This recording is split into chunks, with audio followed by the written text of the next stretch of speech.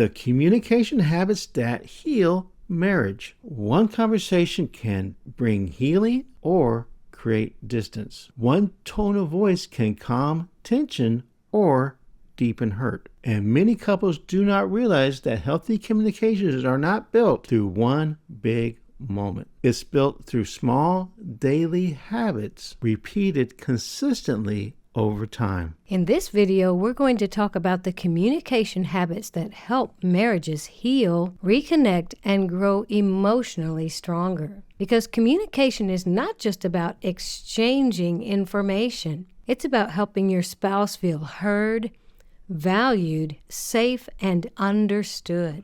We're Jeff and Teresa Fields, and this is Inspiring Marriages, where our mission is to help couples strengthen their friendship, grow spiritually together, and to experience the marriage that God has designed for them. Today, we want to give you practical habits that will strengthen the communication and emotional connection in marriage. Because healthy communication is not accidental, it is intentional. Let's dive in. Number one, we listen to understand. One of the healthiest habits that couples can develop is listening to understand instead of to react. So when your spouse is talking to you about something, and it may be heavy, and in some instances, you may want to bring a defense. You may start thinking about, how can I defend myself in this conversation? That is the wrong type of thinking to have. You need to be listening to understand, not thinking about how I'm going to react. Teresa? That's so good, because that really is going to break down communication. If you're thinking about reacting and not truly listening, then you're not going to hear what your spouse is telling you and receive it well.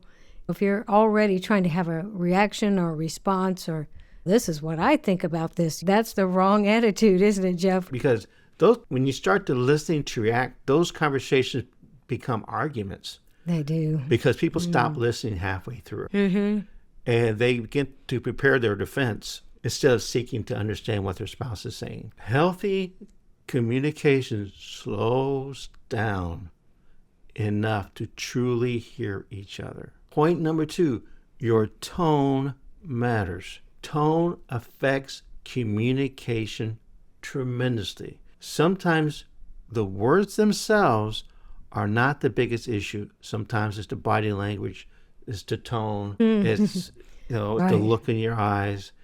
It's the tone behind them. Proverbs 15:1 tells us, a gentle answer turns away wrath. So gentleness matters. If you need to come to your spouse, but it could be something heavy, it could be something that's weighty. You need to come to your spouse in a gentle manner. So both of you need to come to each other gently. I like that. You both need to come to each other with patience. Maybe you don't understand the situation, or maybe you misunderstood a motive or misinterpreted motive, and you don't understand why your spouse did something or didn't do something or said something. Maybe it's a complete misunderstanding. So you have to come to each other with the attitude, I'm wrong. Help me understand my misinterpretation. That's good. Because kindness matters, Teresa. It really does. That's so good. Yeah, and consider your spouse is not walking in your shoes. So like Jeff said, there's probably a misunderstanding if your spouse didn't react the way you thought they would when you told them something. They probably did not hear it the way you meant for it to come out. So it really helps to be patient with one another, to be kind, not to assume the worst about what you're hearing if it's something you didn't like. Don't just assume the worst. To say, okay, maybe I need to say this a different way. Or did that upset you? Ask them either in the same conversation, or if you're not talking about it right at the time, next time you talk about it, did what I say upset you? Are you okay? We probably need to talk about this some more and make sure we're on the same page. Most often your spouse did not intend to hurt you. And let's come to this with patience, gentleness, and kindness. And honestly, most couples underestimate just how emotional safety is affected by tone. Oh, so true. That is so true. Yes. Point number 3, the importance of daily check-ins. Healthy couples create small amounts of emotional connection on a consistent basis. It may sound simple, but it's really powerful. We recommend every day, at some point every day, for you and your spouse to stop and check in with each other. Same room, making eye contact, no distractions. Check in with each other. How are you? So you can ask each other, be free to ask each other questions. Don't say I can't ask him questions. I can't ask her a question. Be free to ask your spouse questions. You can ask them, how was your day today? How was it emotionally? What has been bringing you stress lately? How can I pray for you? That is tremendous. Powerful. When you ask your spouse how you can pray for them, that just elevates the relationship tremendously. Doesn't it, Teresa? Absolutely. Yes, I think spiritual support is the best thing.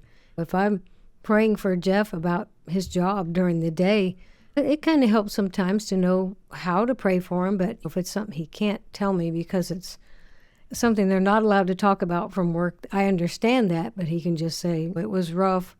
We had this meeting or that, and okay, and I know some things I can pray for then. And the Lord helps you know how to pray. The Lord can show you the right way to pray for your spouse that really undergirds them, because your prayers are powerful. They are powerful. And an offering to pray for your spouse and what can I pray for, that is gives a lot of security. I was going to say comforting. It's comforting too. It's comforting, especially for women, because they love having that. It's right for us to have a spiritual covering in our husband. That's the way God designed marriage. Jeff is my spiritual covering. So if he's praying for me, that's protection in my life. That gives me more security. And these conversations will build closeness over time. Point number 4, you got to put the distractions down. Yes. Many couples spend time together without being truly present. You got your phones, you got your television, you got your social media. Wow. You got your mental distraction. All of these things can quietly weaken connection. That's right. Sometimes healing communication simply begins by just slowing down and being fully present again. Teresa? Oh, that's so good. Yes. And you can tell if your spouse is really listening to you or not. So you may have to just say, honey, can we really talk? Can we just pause the TV show, or can you put your phone down? And of course, we've talked about being patient and gentle and kind. Ask them in a kind way. Don't use a harsh tone or a corrective tone like you're the parent and they're the child. You don't want to come across like that. But, hey, I really need to talk to you about something, and I don't think you're able to listen to me with these other things going on. And he may say, okay, let me just finish this, and then I'm ready to talk. And give each other some grace. Give each other some time to share and to be open and to be able to listen. So that requires patience. Point number 5, speak with grace. Ephesians 4:29 tells us, do not use foul or abusive language. Let everything you say be good and helpful, so that your words will be an encouragement to those who hear them. So the Ephesians 4:29 reminds us to speak words that build up. Healthy marriages create an atmosphere where honesty and grace work together. Teresa? I like that. I really like that. That verse has helped me so much to use words that build up and not tear down. I think I got to practice that a lot as a parent, but it's just as important in your marriage. Just as important. It's real easy to just get too relaxed about how you talk to your spouse and just get in habits of saying things that are not really building up words. We've talked about this many times, saying you always do this or you never do that, or you don't help me around the house, or whatever it is.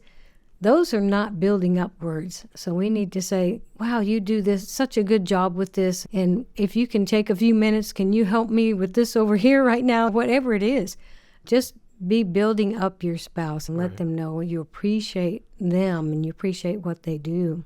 Honesty and truth, they do matter, but also the way you deliver that message also matters.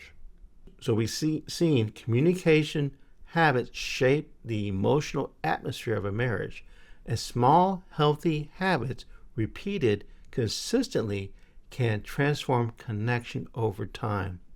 Strong marriages are often strengthened through simple, intentional moments. And if you would like a free resource called From Lonely to Best Friends Again, there should be a link for it down below in the description, also in the comments. And it's a practical 7-day devotional that you can start using today that will take you from where you are to best friends again. Grab a copy for yourself today. That's right. In the next video, we're going to talk about how to talk through conflict without damaging connection. And we'll see you over there. And remember, God designed husband and wife to be friends for life.